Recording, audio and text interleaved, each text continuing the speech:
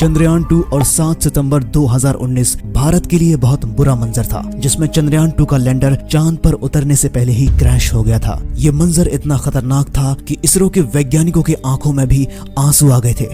अगर उस समय चंद्रयान 2 का विक्रम लैंडर चांद पर सही सलामत उतर जाता तो भारत बाकी देशों को पीछे छोड़ते हुए चांद पर उतरने वाला चौथा देश बन जाता। लेकिन शायद कुदरत को कुछ और ही मंजूर था। भारत के चंद्रयान 2 के लॉन्च होने के कुछ महीने पहले ही इजराइल का बराशीत लैंडर भी चांद पर उतरने से पहले ही क्रैश हो गया था। इसके बाद 25 अप्रैल सन 2023 को भी जापान की एक प्राइवेट स्पेस एजेंसी आई स्पेस एजेंसी द्वारा भेजा गया हकुटो आर लैंडर चांद पर उतरने से पहले ही हार्ड क्रैश हो गया। आखिर चांद पर ऐसी क्या वजह है कि कोई भी स्पेस लैंडर चांद पर आसानी से लैंड नहीं हो पाता? आखिर चंद्रयान 2 क्यों फेल हुआ था और भारत चंद्रयान 3 क्यों लॉन्च कर रहा है? आखिर चंद्रयान 3 का मकसद क्या है और चंद्रयान 3 चंद्रयान 2 से कितना ज्यादा एडवांस है? आखिर चंद्रयान 3 कैसे काम करता है? आज की इस वीडियो में हम जानेंगे चंद्रयान 3 की पूरी जानकारी और इसकी सटीक लॉन्च डेट के बारे में कीमती स्पेस की इस वीडियो के साथ। सालों पहले चंद्रयान 3 की कई सारी अटकलें लगाई जा रही थी कि आखिर इस मिशन में क्या होगा,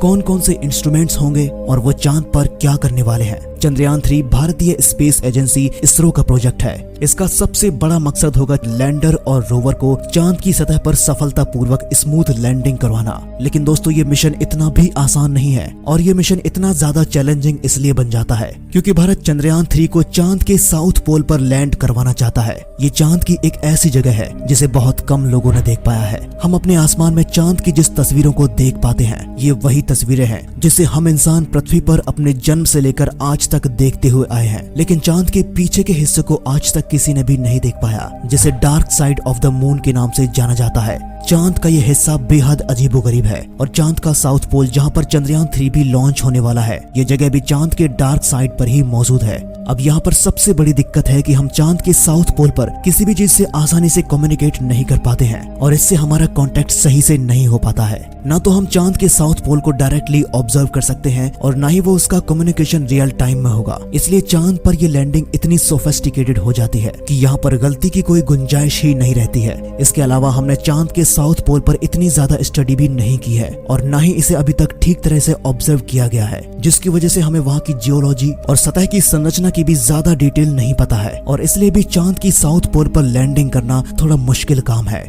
दोस्तों, अब बात करते हैं कि आखिर चंद्रयान 2 फेल क्यों हुआ था। देखिए, जैसा कि हमने बताया कि चांद का साउथ पोल चांद की डार्क साइड पर मौजूद है और वहां से कम्युनिकेट करना काफी मुश्किल है। इसलिए माना गया है कि चंद्रयान 2 के लैंडर से संपर्क टूट गया था और किसी सॉफ्टवेयर ग्लिच के चलते हार्ड लैंडिंग हुई थी और इसलिए लैंडर 2 किलोमीटर की ऊंचाई पर से ही क्रैश हो गया था। इसरो का चंद्रयान 2 और इजराइल का बराशीत लैंडर और जापान का हकुटो आर लैंडर भी चांद की साउथ पोल पर ही क्रैश हुआ था। दोस्तों, सबसे पहले चांद की डार्क साइड पर सोवियत यूनियन का लूना 3 स्पेसक्राफ्ट ही भेजा गया था, जिसने सबसे पहले चांद की डार्क साइड की इमेजेस को कैप्चर किया था, जो कि देखने में काफी धुंधली थी। लेकिन इसी के जरिए हमने चांद की उस तस्वीर को देखा था जिसे हमने पूरे मानव इतिहास में कभी नहीं देखा था। इस तस्वीर में हमें वो देखने को मिला जो यहाँ धरती से देख पाना नामुमकिन है। कई लोगों का मानना है कि चांद की डार्क साइड पर जीवन पाया जाता है, इसलिए वहाँ पर नासा के वैज्ञानिक और इसरो के वैज्ञानिक भी जीवन खोजने की तलाश में है। लेकिन यहाँ पर लैंड कर पाना सबके लिए चुनौती बना हुआ है और चंद्रयान 3 को भी चांद के इसी हिस्से पर उतारने का प्लान है।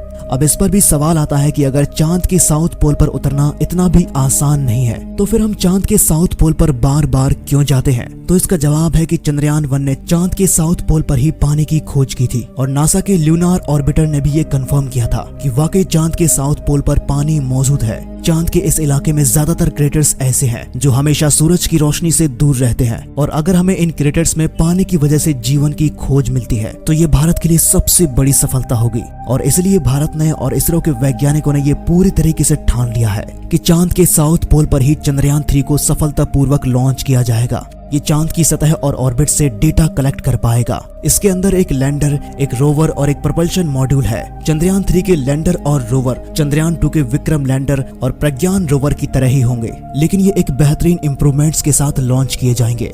चलिए अब चंद्रयान 3 के इन तीनों कंपोनेंट्स के बारे में फुल डिटेल में जानते हैं। सबसे पहले हम बात करते हैं इसके प्रोपल्शन मॉड्यूल की। ये एक बॉक्स लाइक स्ट्रक्चर होगा जिसकी एक साइड पर पावर के लिए सोलर पैनल लगाए गए हैं और इसके टॉप पर एक बड़ा सिलेंड्रिकल स्ट्रक्चर है जिसे इंटर मॉड्यूल अडेप्टर कॉन भी कहते हैं, जो कि लैंडर को माउंट करने के लिए इस्तेमाल किया जाता है। इसके अलावा इसकी दिशा और गति को कंट्रोल करने के लिए मेन क्लस्टर भी लगाए गए हैं। दरअसल propulsion मॉड्यूल का काम होगा लैंडर को कैरी करके चांद के स्पेसिफिक एरिया में ले जाना, लैंडर को एक स्पेसिफिक ओरिएंटेशन में लैंडिंग के लिए रेडी करना और लैंडिंग करते समय और लैंडिंग के बाद भी लगातार कम्युनिकेशन करने में मदद करना।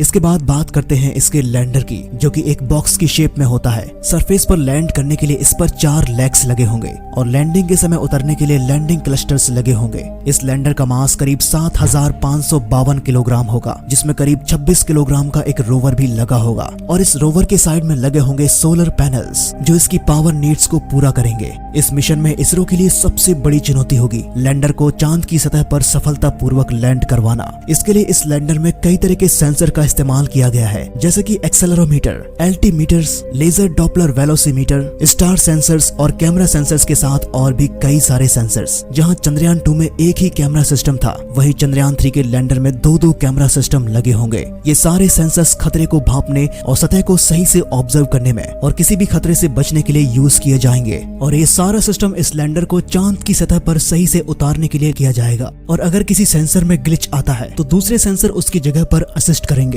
इसकी ऊंचाई को कंट्रोल करने के लिए रिएक्शन व्हील्स का इस्तेमाल किया गया है और एक बेहतरीन कम्युनिकेशन सिस्टम के लिए एक्स बैंड एंटीना का इस्तेमाल किया जाएगा, जो कि हमें डीप स्पेस नेटवर्क से जोड़े रखेगा। इसी के साथ ही विक्रम लैंडर के अंदर एक कंपार्टमेंट में प्रज्ञान रोवर को भी रखा जाएगा, जो कि एक रैंप की सहायता से चांद की सरफेस पर उतारा जाएगा। ये रोवर एक 6 पहियों पर माउंटेड एक रेक्टेंगुलर चेसिस होगी, जिस पर कई सेंसर कैमरास लगे होंगे और इसकी एनर्जी नीड्स के लिए सोलर पैनल और डेटा ट्रांसफर के लिए इस पर एंटीनास भी लगे होंगे।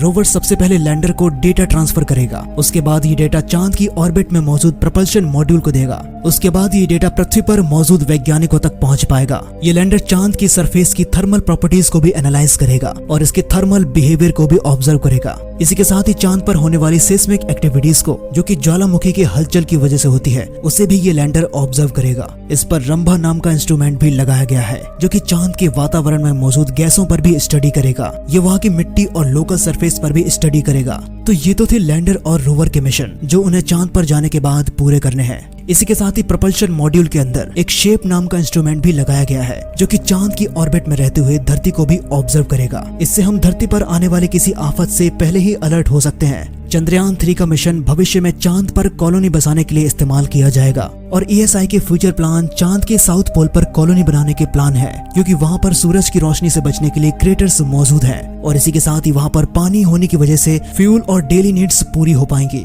तो ये इसरो का अब तक का सबसे बेहतर कदम होगा चांद को समझने का और इस डेटा की डिमांड फ्यूचर में काफी ज्यादा होने वाली है। हालांकि चंद्रयान 2 को लॉन्च करने की डेट अभी फिक्स नहीं बताई गई, लेकिन हाल ही में इसरो ने अनाउंस किया है कि चंद्रयान 3 की लॉन्च डेट 14 जुलाई 2023 है, जो कि GSLV Mark 3 heavy lift launch vehicle से आंध्र प्रदेश के श्रीहरिकोटा में सतीश धवन स्पेस सेंटर से लॉन्च किया जाएगा। दोस्तों, ये मिशन इंडिया के लिए गेम चेंजर साबित हो सकता है। खुशी की बात यह है कि इस मिशन में हमारा चंद्रयान 2 ऑर्बिटर भी बैकअप रिले के रूप में भी यूज किया जाएगा। लेकिन दोस्तों, शनि ग्रह के चांद टाइटन पर भी जीवन की काफी संभावनाएं हैं, जहां पर नदियां और समुद्र भी पाए गए हैं। लेकिन क्या हम वहां पर कभी जीवन बसा पाएंगे? आप इसका ये वाला वीडियो देख सकते हैं। और चंद्रयान 3 को लेकर आपकी क्या राय है, नीचे कॉमेंट में जरूर बताएं। और साथ ही चंद्रयान 3 की अपडेट के लिए और अंतरिक्ष की और भी वीडियोस को देखने के लिए कीमती स्पेस को सब्सक्राइब करें।